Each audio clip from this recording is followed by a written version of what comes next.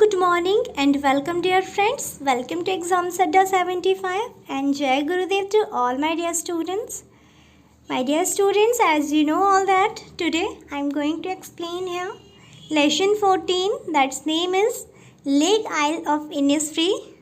That is a beautiful poem which is written by W.B. Yeats and it is from class 10th special English textbook. So you have to watch this video till the end and give a like and subscription for us so that we can motivate. So let's start. Guys, जैसे कि आप सभी जानते हैं lake isle of Innisfree ये एक बहुत ही ज़्यादा इंटरेस्टिंग पोएम है जिसके बारे में W.B. Yeats हमें इस पोएम में बताने जा रहे हैं. So first of all I will explain you the introduction of this poem. W.B. Yeats was born in Dublin, Ireland. W.B. Yeats का जन्म सन 1765 ईस्वी में डबलिन में हुआ था जो कि आयरलैंड में है एंड इनकी डेथ 1939 में हुई थी.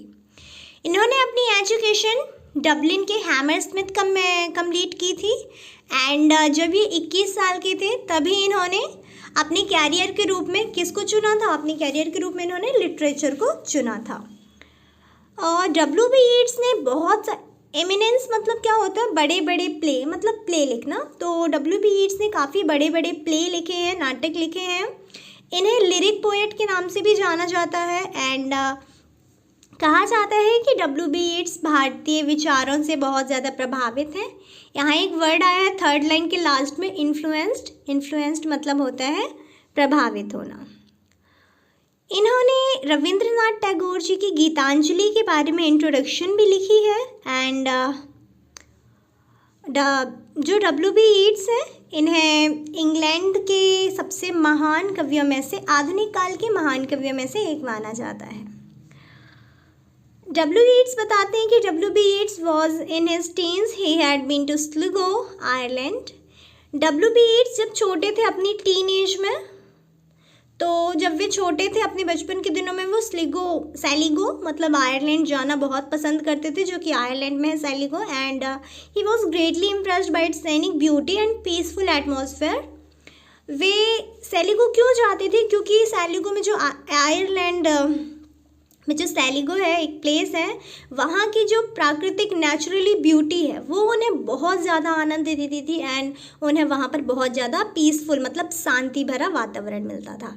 एंड ये ज़्यादातर टाइम वो वहाँ जाना चाहते थे क्योंकि उनके हर्ट को इसमें खुशी फील होती थी एंड वे मैक्सिमम टाइम बताते हैं कि उनकी हमेशा से चाहत रही है कि वे लेक आइल ऑफ इनिसफ्री मतलब आयरलैंड में सैलिगो के आसपास ही झील के पास अपना एक छोटा सा घर बनाएं, वहाँ रहें जहाँ कोई उन्हें परेशान ना कर सके.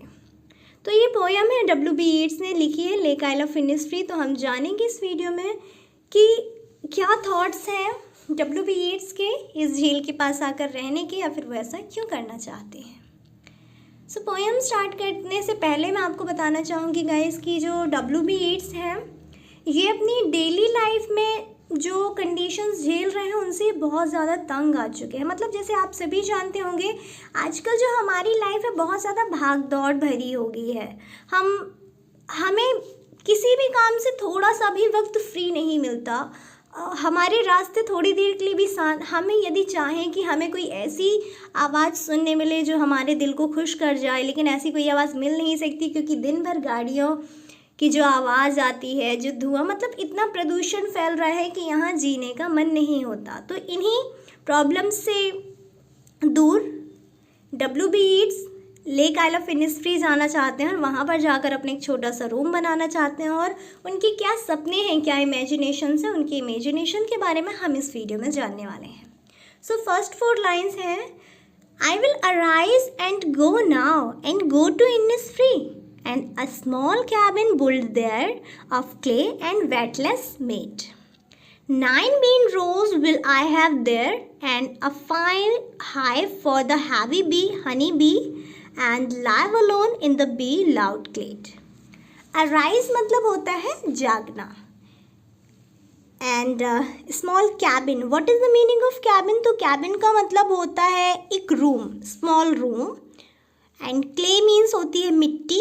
एंड वेटलेस क्या होता है, तो वेटलेस होता है a mixture of thin sticks woven over thicker poles to form a fence और वॉल। मतलब दीवारों को बनाने के लिए, लकड़ी की दीवारें कई जगह बनाई जाती है ना, तो लकड़ी की दीवारें बनाने के लिए जिन लकड़ियों का यूज़ किया जाता है उन्हें हम वेटल्स कहते हैं। बीन्स मतलब क्या होता है, वैसे तो बीन मतलब सेम होती है, सेमी, तो यहाँ पर 9 रोज बीन्स का मतलब है कि वो एक छोटा सा गार्डन बनाना चाहते हैं। एंड ग्लेड मतलब भी होता है एक हरियाली भरा शांतिपूर्ण इलाका, जिसे हम एक गार्डन भी कह सकते हैं। सो हम इन 4 लाइन्स का मीनिंग जानते हैं दोस्तों। W.B. Yeats कहते हैं कि मैं अब उठूँगा, मैं जागूंगा और अब मैं जाऊंगा। एंड कहाँ जाऊंगा, मैं इनिसफ्री जाऊंगा। And a small cabin built there, और मैं इनिसफ्री जाकर, झील के किनारे जाकर अपना एक प्यारा सा छोटा सा कैबिन मतलब रूम बनाऊंगा। अब वो रूम का बनाएंगे, तो W.B. Yeats कहते हैं कि मैं अब जागूंगा, उठूंगा और इनिसफ्री जाऊंगा और वहाँ झील के किनारे जाकर मिट्टी और लकड़ियों की दीवार से मिलाकर, मतलब मिट्टी और लकड़ियों से मिलाकर एक छोटा सा अपने रहने के लिए कैबिन बनाऊंगा। अब वो ऐसा क्यों करेंगे, क्योंकि ऐसा करने से उनके दिल को खुशी मिलती है।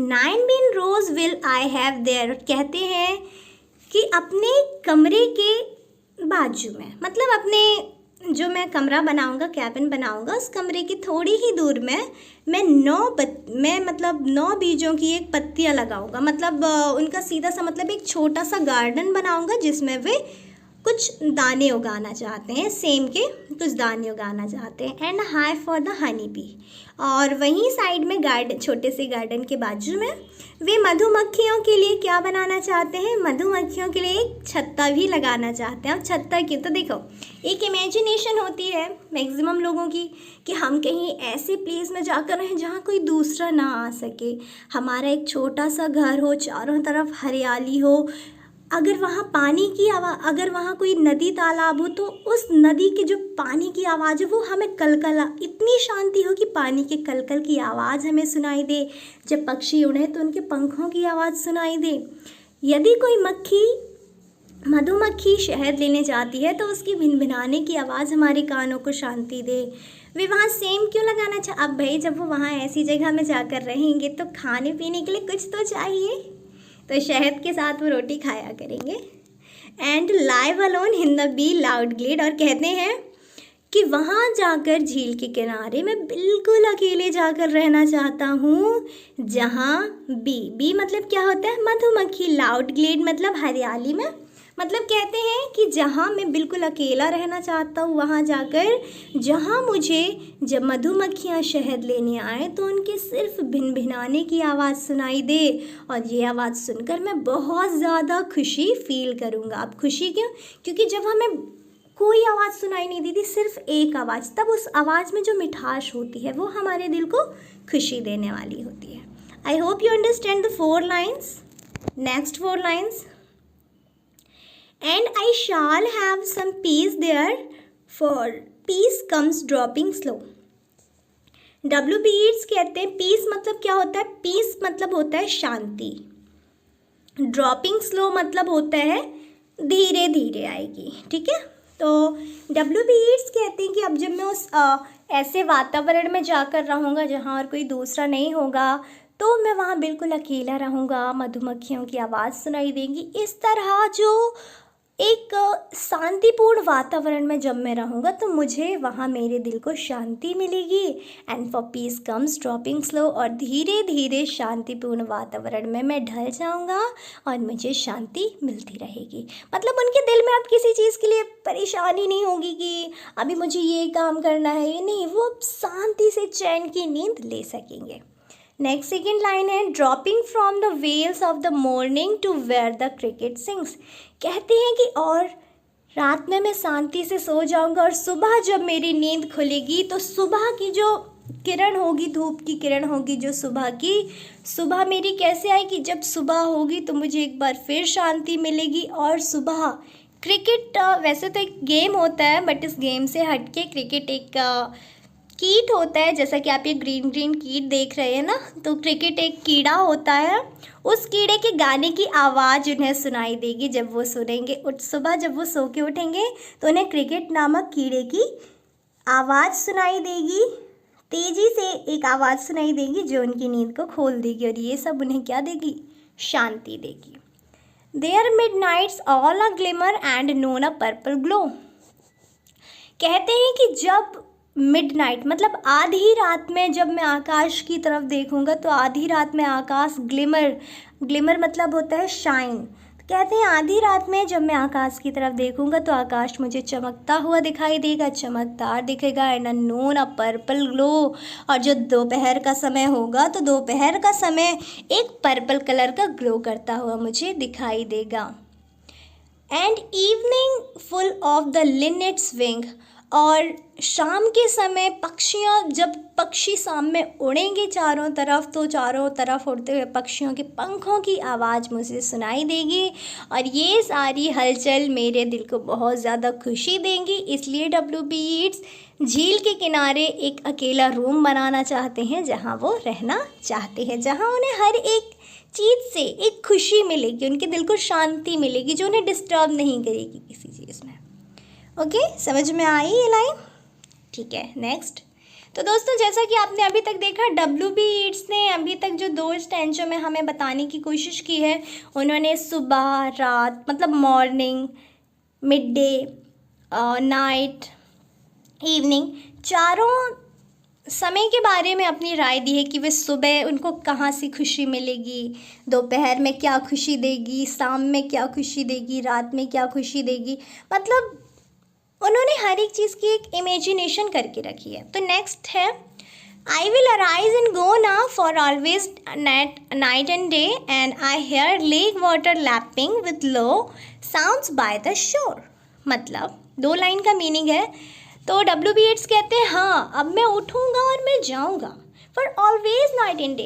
WB ईट्स कहते हैं कि मैं हमेशा से सोचता हूँ, जब मैं बचपन में मतलब जब मैं मुझ में बचपना था, मैं तब से ही मैंने हमेशा दिन और रात में सिर्फ यही सोचता हूँ कि मैं शालिको के आयरलैंड में जाऊँगा, मतलब मैं उस झील के किनारे जाऊँगा, अब मैं उठूँगा और अब मैं जाऊँगा ही जाऊँगा। वे हमेशा ये बात सोचते हैं।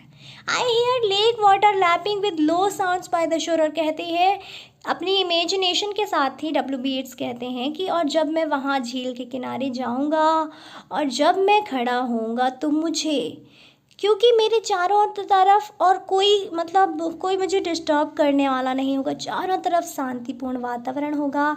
ऐसे शांति के वातावरण में जब पानी की लहरें किनारों से टकराएंगी तो उनके पानी की जो कलकल की आवाज़ होगी वो मुझे सुनाई देगी। मैं उस पानी की कलकल आवाज़ को सुन सकूँगा, और पानी की ये आवाज़ मेरे दिल को बहुत ज़्यादा क्या देगी? खुशी देगी। While I stand on the roadway or on the pavement grey।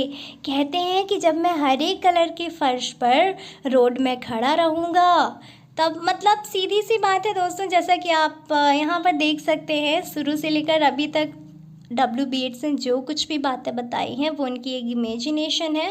Last में बता रहे हैं कि वे अभी एक रास्ते पर खड़े हुए हैं, और वह रास्ता ग्रीन कलर का एक फर्श है, ग्रीन कलर के फर्श पर वे खड़े हुए हैं, और वहाँ खड़े होकर जब उन्हें पानी की कलकल की आवाज़ सुनाई देती है तभी वो सारी इमेजिनेशन करते हैं कि वो ऐसी झील के किनारे जाएंगे, अकेले रहेंगे, सेम के बीज उगाएंगे, हनी के लिए छत्ता लगाएंगे, और क्या बताया था उनने कि धीरे धीरे शांति उनके पास आती जाएगी, जिस वातावरण होगा शांति का।